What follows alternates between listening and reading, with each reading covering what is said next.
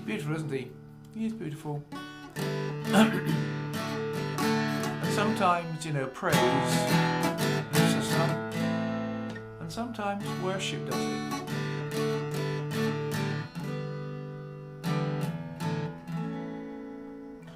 Beautiful is the Lord. Beautiful is the Lord. Beautiful.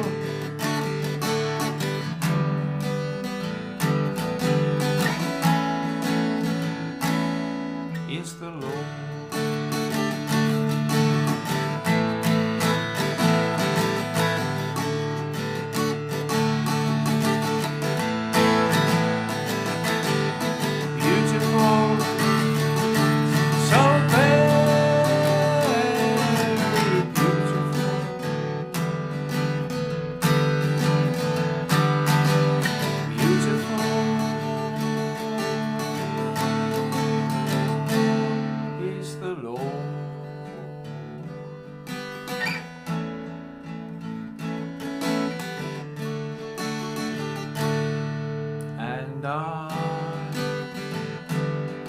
In his presence am beautiful too.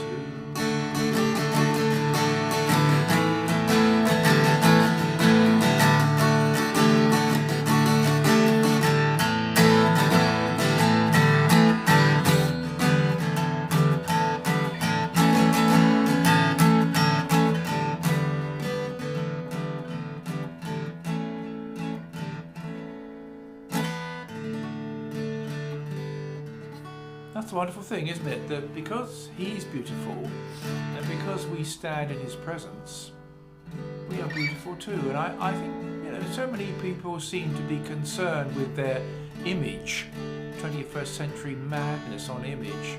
Well, I'm very happy with my image. Very, very happy with it. Because I'm made in the image of the Lord. And when I worship him, I feel that beauty in me that he's made. So I never wake up and feel anything else but beautiful. And I'm going to stay that way. So I never worry about my value.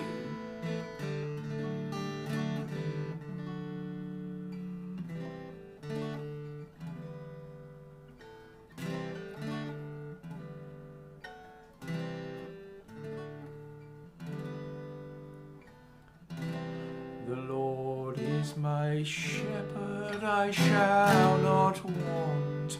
He leads me, he leads me, he leads me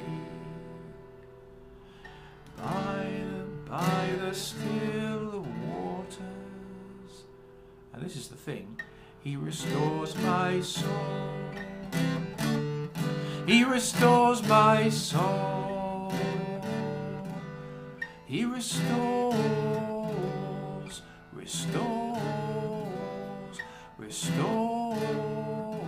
my soul.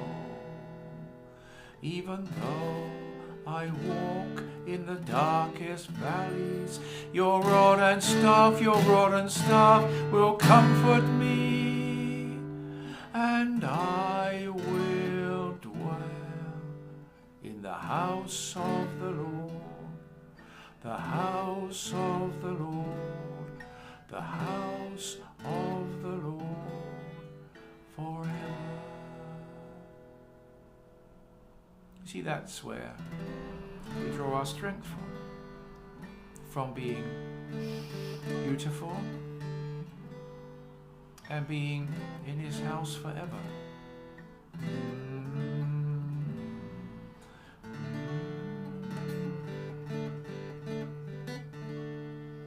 His mercy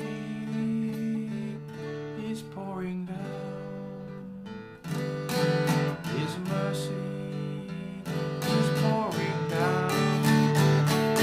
His mercy down, down, down on me.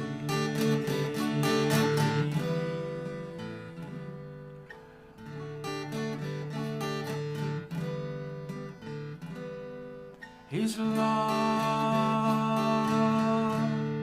is falling down. His love is falling down. His love is falling down. Down, down, down, down, down, down, down, down, down on me.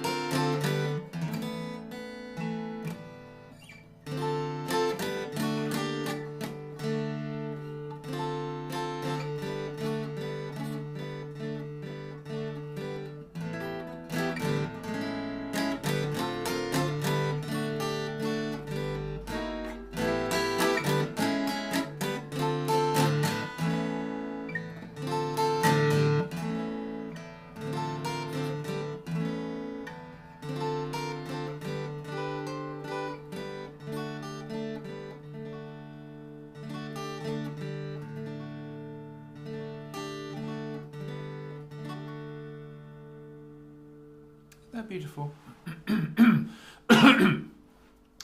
Sometimes, well, most mornings here we start with praise, but this morning we've drifted into worship, and that is just as effective, if not more, than brushing off the dust of the night. We have entered into His presence and enjoyed some of the flow of worship that's there, and wonderful. And the blessing of God be upon us,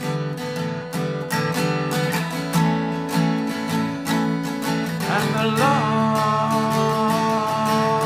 of the Lord be on us now. Today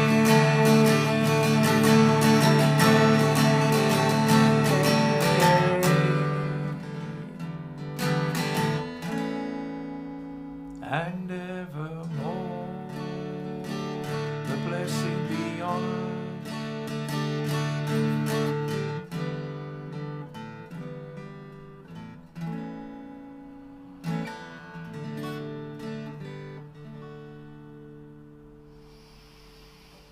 Isn't that lovely? I only ever sing with you and to you what the Lord speaks to me, and I was sitting here earlier and this sense of worship began to come into me, so I shared it with us here on Chatterbox. If you're subscribed to us, you can live chat with me. At the bottom of your screen there's a box there, send me a live chat, join the conversation, as I read on somebody else's live stream recently, and you can respond to me and I know what you're feeling, or make any comment you like. Come to that. Try to avoid comb your hair, because I obviously forgot this morning. Now we're looking at Abraham, and yesterday we saw the promise he had, but we saw he had a flaw in his character, and now that's going to appear.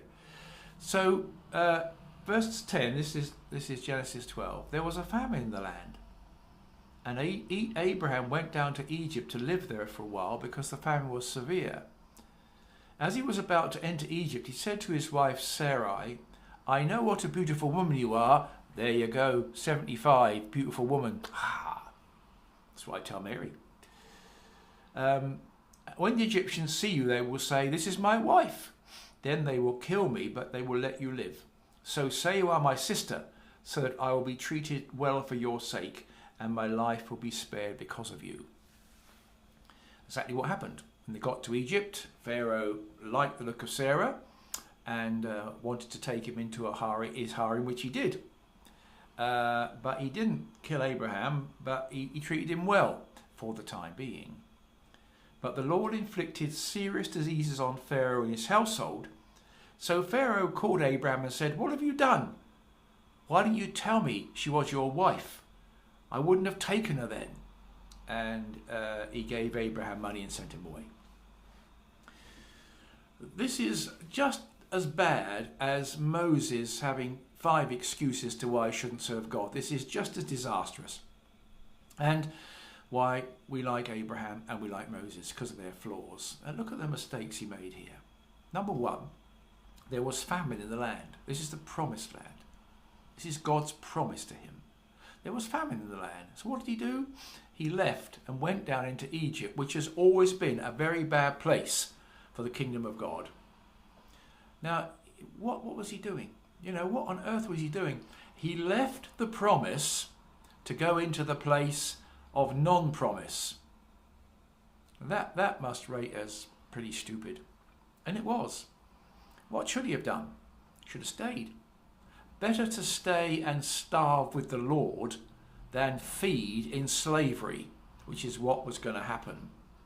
Better to stay in the promise and starve with the Lord than go down to the land of non-promise, which leads only to slavery and bondage. He should have known that, but he didn't. And it's a good lesson for Christians. We're terrible at running after the latest guru and the latest piece of magic and the latest abracadabra and the latest program and the latest song and the latest everything. Running around saying, that's for me, that's my way forward. Leaving the place of promise that God has given you to run after the places of no promise. I'm not saying that these Christian things are Egypt, they're not. But what they do is, I believe, and in this respect I'm happy to stand with Dr. Martin Lloyd-Jones, they lead you away from the place of promise where God has placed you to serve. And I've seen many, many Christians spend lots of money to go off to see the latest guru, money which could have been better spent invested in the promise that God has given them. You know, sometimes the place of promise for Christians can be really miserable, but better to be miserable there than go off into slavery in Egypt. Good lesson, that, if you're thinking of giving up. So when he got there, he makes a second mistake. He's frightened that Sarah's going to be taken from him into Pharaoh's harem. So he says, because if Pharaoh finds out that it's Abraham's wife, he'll probably kill Abraham. That was the way those days. So say, you are my sister, and all will be well. Now, this is a mistake of the size it's impossible to explain. It really is. I mean, we've seen what terrible disasters we get with tsunamis and their dreadful physical phenomenon. Well, this is a spiritual tsunami, a spiritual disaster of the highest proportion there is. Why are you sad to know that? Yes. Because this decision by Abraham could easily have meant that you and I would not be here. That's how serious it was. Because the promise of the Lord was going to run through the womb of Sarah. She was going to be the bearer of Isaac, and on it would go right down the line until one day the Blessed Virgin would conceive and bear a child, call him Jesus.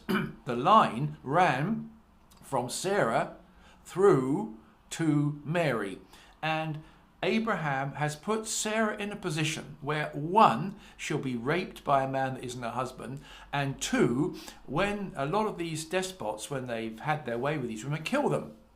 Sarah is in the most dangerous position put there by her husband, and it threatened the entire line of salvation. That's how stupid it was. What is it with this man? What is it with him? First of all, he leaves the place of promise and goes to the place of non-promise, which is going to turn out to be a terrible place, as we know. Now he places the promise bearer's womb in danger of being raped and murdered, consequently putting my broadcast this morning here to you in danger. That's exactly what he was doing. It was a mistake of the most enormous proportions, and we have to see it as that. Be careful what you do. The Lord had chosen Sarah to be the bearer of the promise. Not at this moment, but later. The Lord had promised Sarah. And he had promised Sarah would have a child. The Lord knows how to keep his promises. He doesn't need our help. The Lord would have protected Sarah in the promised land. The Lord would have provided food for her somehow. The Lord would have taken care of her. And at the right time, he would have had the child conceived, Isaac conceived in her womb, because it was essential to his promise. He would never have made any mistake in that process.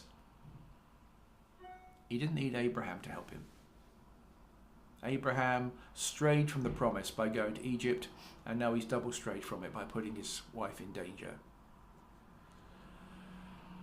God does not need our help to keep his promise. He might need our help to fulfill it, and that's part of the contract he has with us, and that's wonderful and brilliant. His promise, his call on my life was to put this cross 24/7 on the internet. I had to gather all the expertise and all the equipment to do it. It's my side of the bargain. But God doesn't need any help with his promises. And the sooner we get that message, the better. And I think part of the reason why we've lost it is because we live in the generation of Jesus is a friend of mine. We live in that generation of closeness to the Lord, and that's wonderful. And we know his love. We sung about it already. We know about his love and his compassion and his care. That's really great. But we've forgotten the other side, which is he is sovereign and he can fulfill his own promises. And Abraham, not only is Abraham acting like an idiot and putting us in danger, but he's insulting God. He's saying to God, well, you want a child, but you can't fix it. The wife's going to die here. I'll take her away. She's going to die in Egypt. I'll pretend she's my sister. God doesn't need a hand to fulfill his promise. He needs our cooperation to do it. And Abraham is classically failing to do that. The hand he is giving God is leading us to destruction. And if God hadn't have intervened, where would we be? And how did God intervene? Amazingly, through a pagan despot. Unbelievable that, isn't it, really? Pharaoh sees more clearly than the man God has called what's going on. That's that's appalling. That I have to be told by an unbeliever what God wants on my life. I consider I've been given a raspberry if that happened to me. And it's Pharaoh that rescues the situation. Well, God can use anyone. And we've seen that before. Here is Cyrus, my anointed. So that's not unusual, but it should not have happened. We should not have had this story if Abraham had trusted God. Now, he will eventually get there, but he's not there yet. So it's good in two ways this morning. It's good because this is another example of a flawed human being, and that's a relief, isn't it? If God only had super saints, I wouldn't find a space at the table. But God doesn't seem to mind my fractured life. Doesn't seem to trouble him too much. He seems still be able to work with me and love me, and that's good to learn that from Abraham. But secondly, learn this lesson above all lessons: do not stray from your promise. The Lord is able to fulfill it and will. Doesn't need your help. Doesn't need us to give him a hand, just a heart. Challenging, isn't it? But then, Chatterbox is what I feel like chatting about this morning. There we are. Interesting yesterday, wasn't it? Bit of chatter. BBC now turning our parliamentary democracy into a presidential one. That's what it's doing. I don't elect a Prime Minister, which is what Mr. Johnson seems to have forgotten when he said, I have a big mandate. He has no mandate. I elect a group of parliamentarians, and the ones that have the biggest number, they elect a Prime Minister who governs pares inter pares with his cabinet. But the Beeb is trying to turn us into a presidential election. I will not be electing either of these people when I finally get to vote. I'll be electing the group of people I think can best lead this nation. The Beeb needs to be careful that it isn't actually leading us away. If we're going to have a presidential democracy, we have to change our constitution. As we don't have one, that could be quite difficult. Just watch that. I didn't elect Johnson. I elected the government. And I'm not going to elect either of these two people unless they're my constituent MPs. I'm electing a government. The old Beeb, you see, you've got to watch them. Not that it wasn't interesting. It's good that they should say what they feel, but, you know, you've got to watch these things. Like chat, chat, chat, chat, chat. You could reply to me there if you wanted to. One of the great joys of a Christian faith is the Celtic influence into our faith. We're very strong on this in the north of England. The Celtic Christian stream sees God in nature very much. When you read their poetry, you read their theology, it's full of God being known in the sunsets and the moon and the trees. They have a holistic approach to theology, unlike the Augustinian one, which is very forensic. That's all right, fine, it's good.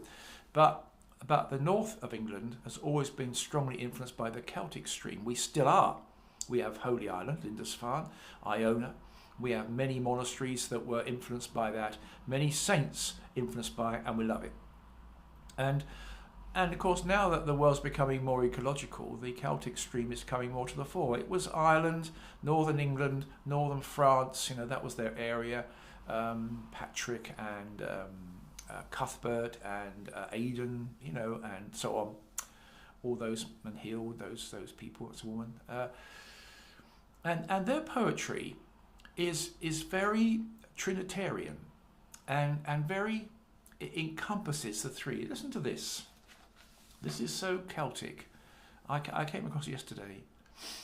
It's called The Three of My Love. This is so much the holistic approach to faith of the Celtic Christians. Hold me, three of my love, intimate union in the warmth of your hand. Protect me, three of my love, sharp spears breaking at the cross of my hope. Help me, three of my love, glory on glory by the peace of your heart. See, it has a kind of roundness about it, doesn't it? It has a kind of wholeness about it. It's Trinitarian. It is the Augustine teaching on the Trinity. It is the Reformers teaching on the Trinity, but presented in such a heartwarming way, such a rounded, such a complete, such a gentle way that I just, you know, why would I not want to believe in the three of my love when this poet has described it so beautifully? It does take a little absorbing. You can't just walk into Celtic poetry. You have to understand the background. What was this person looking at? The sunset? Who knows? You know, Cuthbert lived on an island off Lindisfarne, and one day he went to say his prayers. He stood with the water up to his neck, and the reason was he wanted to feel the movement of the waves to help him move into prayers in the heavenly places. He wanted to be filled with creation, moving with creation as he prayed to the one that created it. That's very Celtic. I personally absolutely love it. And, you know, I remember watching the sun go down over Manila, which is a fantastic sight if you ever get a chance to see it over the bay. And as it touched the water, the whole of the bay lit up in this fire. And that just drew me up into the spiritual places. The Celtic Christians would go, yeah, well done, Michael, that's very good. You got that right. This is true. And they'll see it in a baby resting in a manger in its cot.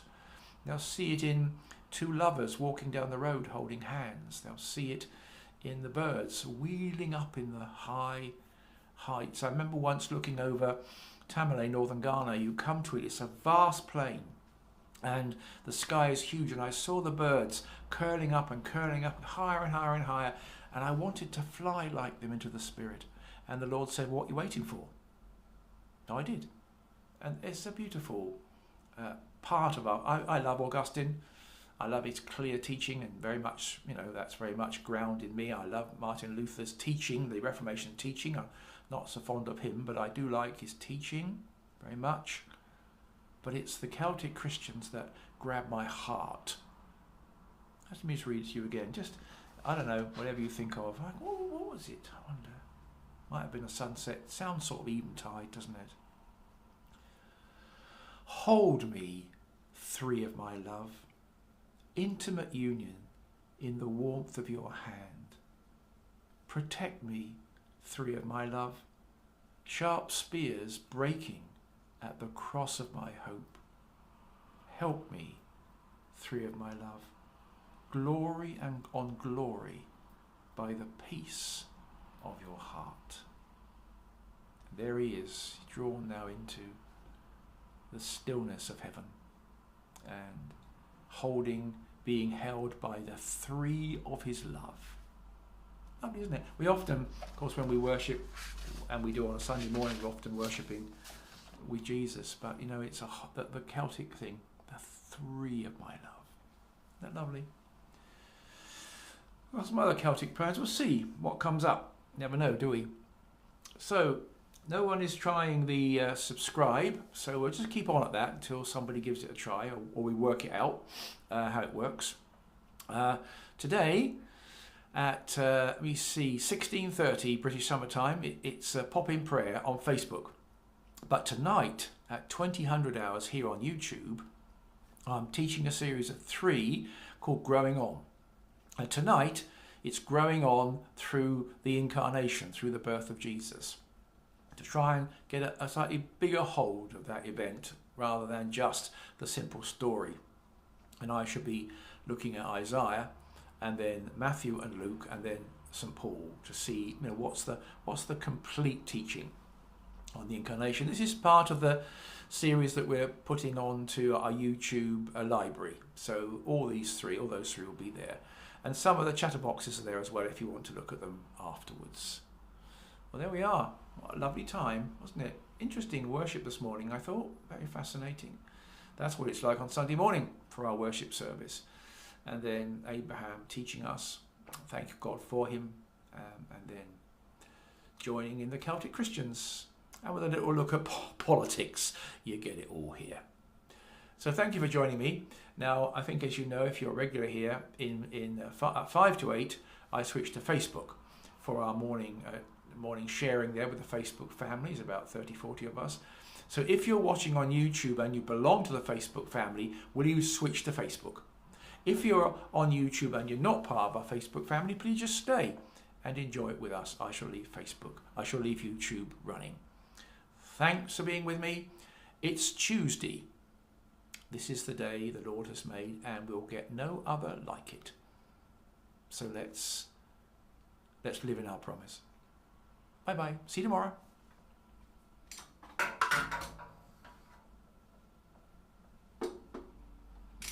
Thank you, David, and thank you, Debbie, for your postings.